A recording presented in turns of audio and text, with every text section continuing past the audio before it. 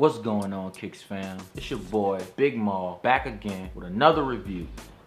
Now, the review that I have today is for some shoes that released July 17th. I got this shit. It's a weird story. I could have brought this review earlier, but you know, life stuff, pandemic stuff, all that stuff. So I was like, I gotta do, you know, my regular stuff first. So anyway, I was like, let me bring this review just for those who haven't seen the shoe. I know it was kind of weird about the shoe and real hype about the shoe. It was both the price, the look of it, all of that stuff, but thought I'd bring the shoe to you. So before we do this review, I want you to go ahead and make sure that you subscribe down below. So without further ado, because I want to bring this to you straightforward, without further ado. So if you see this big box here, looks familiar, Nike I.S.P.A. or ISPA, however people want to say it, right? See if y'all can see that right there. Probably can't see it, but this right here is the Road Warrior. It reads as follows: Nike Zoom Road Warrior ISPA Cell Volt is the colorway, size 11. Of course, again, Nike with their packaging, trying to keep like a sustainable thing. The I.S.P.A. again stands for Improvise, Scavenge, Protect, and Adapt. Again, Nike with their sustainable box.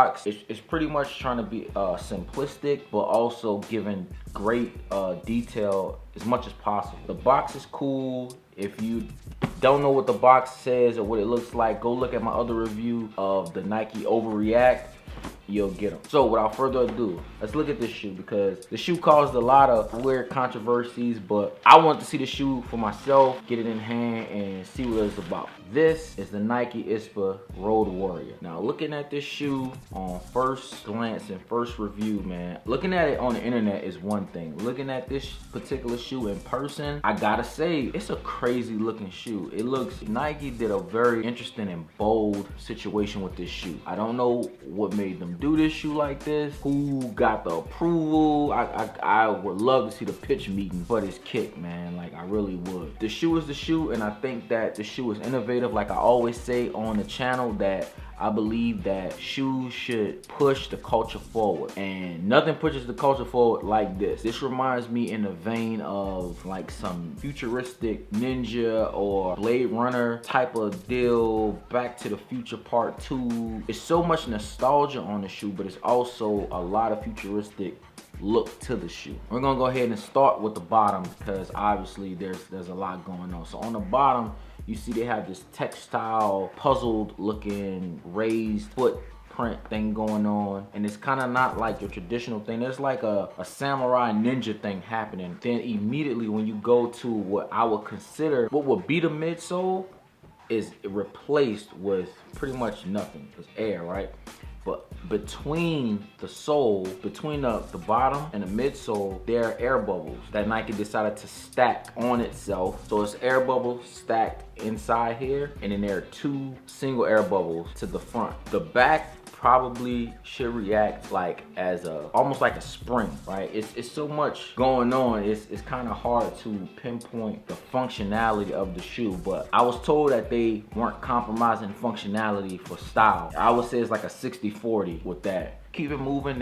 You have your Nike check here. The Overreacts barely had Nike signs and symbols on them, logos, I'm sorry. This one definitely has Nike all over, right? So you have a Nike here, pretty sure you have it here, you have it there or here, then you have it here on the side right here, then you have it like I said on the back, and you have it on the tongue, and you have it on the back heel up here. So Nike's all over this one. They were like, this is our design and we want you to know it. And there's never been, from what I could recall, there's never been a shoe like this. Now, again, it's inside of a cage. So there's fly knit, regular fly knit woven together, and it's inside of a cage. Now, inside the cage, to loosen and tighten, you have these clasps here, and you just pull it apart, loosen it, tighten it, type of deal. I'm not sure, other than the way it looks, if the functionality for this was like ingenious, because I put this shoe on and I wouldn't say that it gets as tight as I want it to. Maybe I'm doing it wrong, I don't know. It gets pretty snug in the front, but on the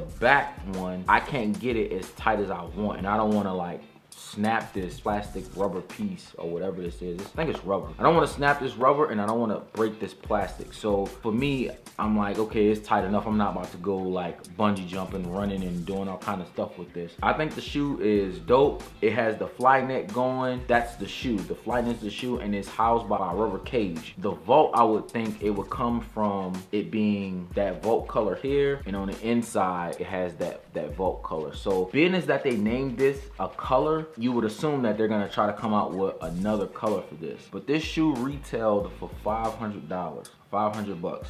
I kid you not. And it sold out almost instantly. It sold out so fast that I didn't think I got it. I went on Sneakers app, I put in, and I walked away from it. Like closed my phone and kind of forgot because I didn't get an alert that I won or lost. I didn't even look in the email. I didn't do anything. And then it shows up and I'm like, oh, I won. So I went back and looked at the Sneakers app and it was like, oh yeah, you won this. And I was like, oh, okay, cool, you know. I wanted to put the shoe on and kind of like get a feel for it. Now, when I put this shoe on, that split toe, that tippy toe that it has here, which you're gonna get 2 more split toe Ispas, the drifter, in 2 different colorways. You're gonna get those later on this year. You're gonna get those as the last shoe in the series of this Ispa design that Nike's doing. I put this shoe on and it kind of felt a little strange with the toe thing. I wore it and I wore it, and the more I wore it, I kind of got used to it. But at first, I'm gonna just be honest, at first it kind of hurt, like,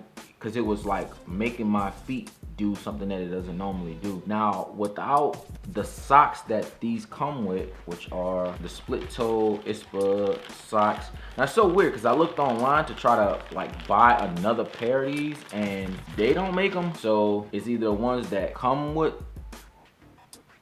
the shoe, or you have to just order some like off-brand ones, which is fine, like, because most of the time people don't care about socks. I think it's a unique design. I think it's a cool design. I don't think Nike should have priced this for 500 bucks. Like, that's a lot, is what I initially thought. And then I thought about the Nike Air Mag. Now, I'm not comparing this shoe to the Nike Air Mag. I'm just talking about the design and the innovation. So Nike Air Mags, if they would have priced them, they would have like mass produced, they did a general release, but priced them at $500 to $900. They would have sold out because people want the shoe that has a story behind it, it's nostalgic, all of these things. So when I looked at this shoe, I was like, there's not another shoe even close to looking like this. And this shoe is functional. It's not like you can't wear this shoe. This shoe is very functional. When I thought about the price point, I was like, I don't know about that. But then I was like, well, a Nike Air Mag is like 20 racks right now, or however much it's going for, and it was extremely limited, sort of like this shoe was being sort of limited. So the 500 price point,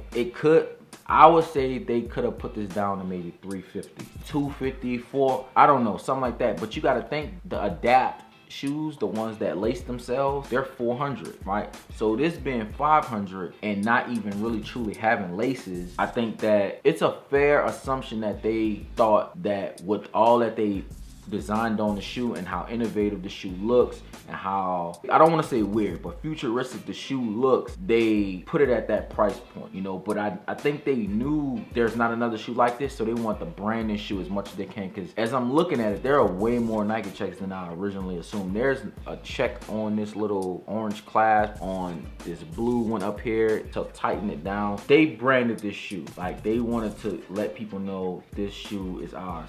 And the shoe is reflective here, here, here, a couple other spots in the back. But it looks kind of like the belt on a tank right there. It's very different. I will admit that the shoe is totally different from what we're used to. I'm okay with it. Like I said, I love shoes that push. They might not be as popular as, you know, a shoe that's overhyped, but I'm good with that. I was able to get this shoe. Right now, the shoe I think is going for about, in the size 11, I want to say it's going for about $750 to $900 for resale. And I think in time this shoe will hold its value, or it will go up. Overall, I'm not like super crazy about it. I just wanted to get it because this shoe's never been done before. To say that they were inspired by Japanese, and this style of shoe, the tippy toe, is big overseas, and I've been overseas, I've been in Japan. I love their fashion. I love the shoe. right? I love the design of it. Do I think it should have cost $500?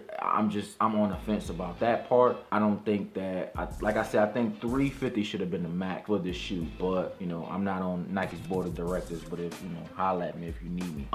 This shoe, I believe, is gonna hold its value, and people are gonna remember it for being a crazy design, innovative design, and pushing the culture forward. This is the Nike I.S.P.A Road Warrior Vault. Let me know if y'all out there digging it. Let me know if you hate it. Let me know if you think it looks stupid. Sneakers are subjective, man. What somebody likes, somebody else may not. But you let me know if you think that this shoe is hyped up. If it's not hyped up enough. I put these shoes on. I won't lie, at first I couldn't catch my balance. It was a very it was an exhibition type of situation. I had to like really understand like my balance, walking and footwork. After I got it down, the shoe felt like I was walking on a cloud. Again, this is the Road Warrior in the Vault colorway. But yeah, make sure that you guys have subscribed down below. Again, 10 years from now, a lot of people might be rocking shoes kind of like these. So we'll see. This has been the Nike Road Warrior I.S.P.A in the Vault colorway. Y'all let me know what you think. Make sure you subscribe down below. Make sure you share, comment, everything. And